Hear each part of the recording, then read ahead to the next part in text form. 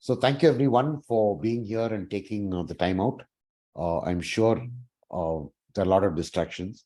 There are nice, happy sports adventures happening on TV. Probably, a favorite TV serial is running now. But today's topic is going to be about vitamin B12. Okay, now vitamin B is actually a very big spectrum of vitamin. It comes under that classification. But I'm going to take this as one component. They also, the other term for it is cobalamin, and that's actually what they call vitamin B12. Now, this plays a very essential role in the formation of your red blood cells. Okay, it's extremely important. And for the cell to release energy, okay, the cell needs to metabolize the energy. Whatever the food you give it has to express itself in energy, and this helps the cell metabolize that energy. So it's an extremely important vitamin. Now, the nerve function and production of DNA is very closely linked with the amount of vitamin B12 that you have. And if you're deficient in this, they can actually disrupt a lot of these things. Okay. The DNA that we talk about is the cells that carry your genetic information. And for any reason that you're deficient, sometimes these cells typically may not even reproduce correctly. So what does that lead to? Yes, premature aging. You can get older faster than you should. Okay, but not everyone really has a drastically low vitamin B12 regime. But there are some people that are very suspect to it. Okay, so now, who are these people who are rather suspect? Are people who have a very strict vegetarian diet. Now, I have nothing against whether people being non-vegetarian or vegetarian, but the only thing that remains is that plant sources of vitamin B12 are extremely low. Not very easy to find in plant sources, and the most common plant sources that most vegetarians consume do not contain them. Okay, so a lot of under many studies have been done, and they found that this group of people tend to have symptoms that are related to vitamin B12. Okay, so there's nothing to worry about because milk is still a good source for vegetarians. Okay, it's an extremely good source. The other very good source is Swiss cheese. Okay, and if you do eat cheese, I'm not the processed ones, specifically Swiss cheese. Okay, and you'll find a lot of other naturally made cheese is going to have quite a bit of vitamin B12. A lot of fermented foods do carry some amount of vitamin B12. So if you're somebody who eats the dosas that have been fermented and the idlis with typical Indian food, yeah, they have some amount of vitamin B12 in it. Yogurt also has some amount of it. But it's always good to have a B12 supplement somewhere in your reach. Okay. And as you get older and as you cross, when you get into your late 50s and early 60s, sometimes the body can't even absorb that. So it's good to start the regime of B12 as early as you can, and make sure that you're getting that amount of vitamin B12, and that's about 2.5. I think it's micrograms. Not much, but it's something that you have to have in your diet. Now, for those who are not vegetarian, okay, good news. It's found in poultry, it's found in meat and fish. And in the meat products, the liver organ has quite a lot of vitamin B12. Okay.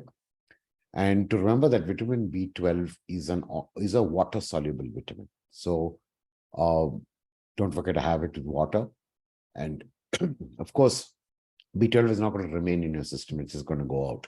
So anything in excess may not be consumed. So don't try to overdo it. Okay. Stay within a fair limit, and you should be okay. So what does this vitamin B12 actually do?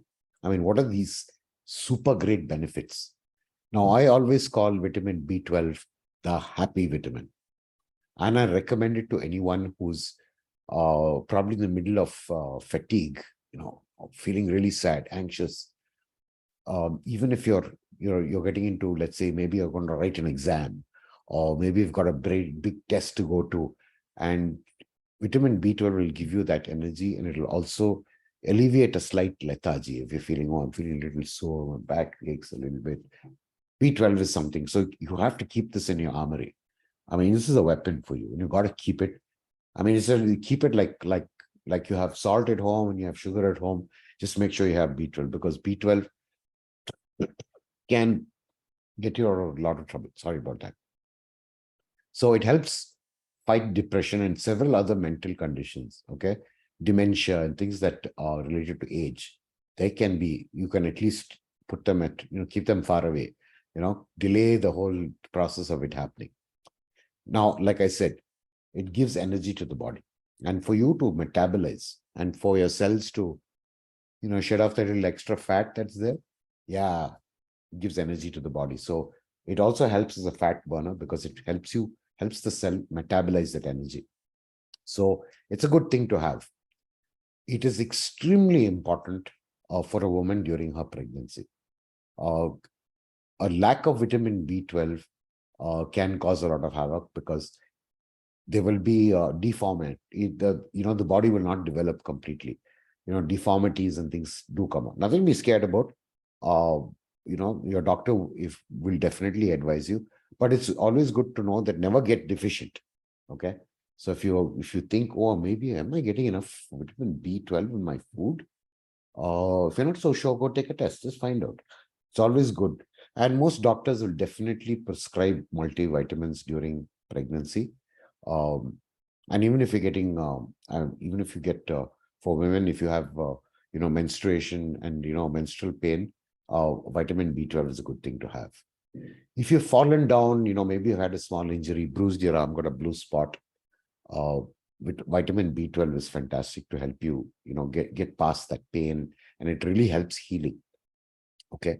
Now, one way to find out if you're really, lower in the vitamin B ladder, at the back of your arms, if you look at the back, if you can see that, back of your arms, you'll get small red dots, a lot of them. And that's one indicator to know that probably your body needs a little more vitamin B. Okay. And especially vitamin B12. So that's a good thing. I mean, don't do it right now. Don't be trying to look at your arms. You have to use a mirror.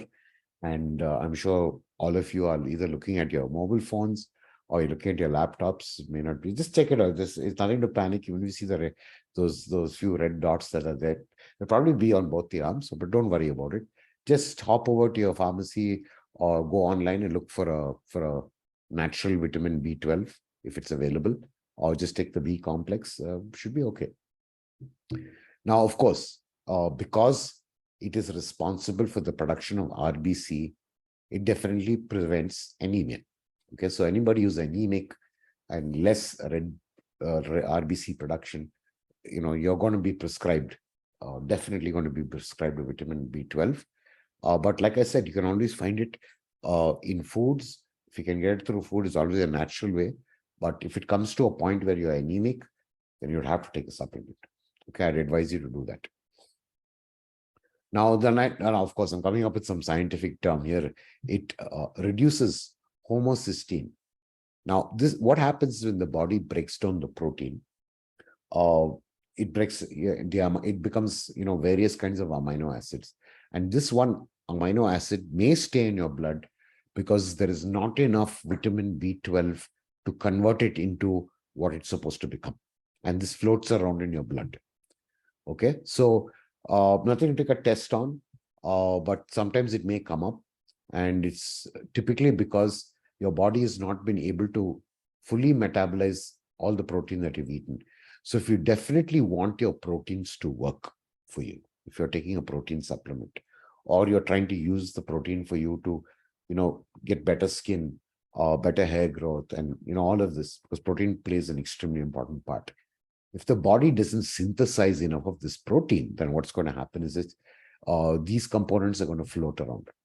And if it stays too long and accumulates, it doesn't help your veins. Okay, it's not good for your veins if homocysteine is just too much and floating around in your blood. So safe thing, simple B12, and the levels will come within tolerable amounts. Okay, so nothing to be really jump out of the seat and say, oh my gosh, this is another pandemic. No, not at all. So just remember that if you're somebody who does consume protein, it's always good to pair it up with a vitamin B12. Okay. Now, a lot of bone loss, osteoporosis, and your bones degrade as you get older. And to prevent this age-related bone loss, vitamin B12 is extremely important. Okay. Now, the nervous system. Okay, I'll be wondering, well, what's it got to do with the nervous system? Okay, and what's it got to do with the brain and all that? So there is something that protects the nerve, and that's called myelin, and that's the coating that's around nerves that kind of gives it its protection. And as you know, without a proper nervous system, then you won't be able to walk, you won't be able to stand, a lot of things will happen. Okay. You need that nervous system to send the signaling throughout the body, and you got to keep that healthy. And usually the nervous system is quite healthy for a very, very long time. But vitamin B12 will ensure that you're not getting into some kind of nerve damage because you might have stressed yourself out too much, and that can cause some kind of rupture to the coating of your nerves. So it's always good to have this vitamin with you, and it'll help improve that, the sheath that is around the nerve. Now, they definitely say, oh, this shouldn't be heart failures. Sorry about the spelling mistake. It reduces heart failures, okay? Because, of course, the cells are stronger, the reproduction of the muscular cells and everything are all in a better shape simply because there's more vitamin B12. And even strokes, they say, are tremendously, the susceptibility to not get a stroke is better with B12 because it doesn't allow your body to kind of get into a clotting mode, and it does clot when it needs to. And so for these cases, of course, you need the RBC to be kind of quite healthy. And so this helps reduce strokes so that you don't have some, out of the blue, a lot of these things they get stuck in your system, right? So vitamin B definitely helps you out there. So if you really think that you're probably not getting enough of this vitamin, just go find it, go online and or go to your pharmacy, see if you can get a natural one, because there are a lot of natural ones which are coming out, and you'll find them on the market. Many online stores have it, and keep it in your armory. Take one a day. If you think if that's too much, then take one in 3 days. And especially if you think you're going to have a very strenuous day, long meetings, I've got a long drive, I'm going to go driving far away, keep it with you, because you'll never know when you need it. And you may suddenly you might trip, you might fall, you might hurt your knee. Vitamin B12 is really, really helpful in getting your body back into action.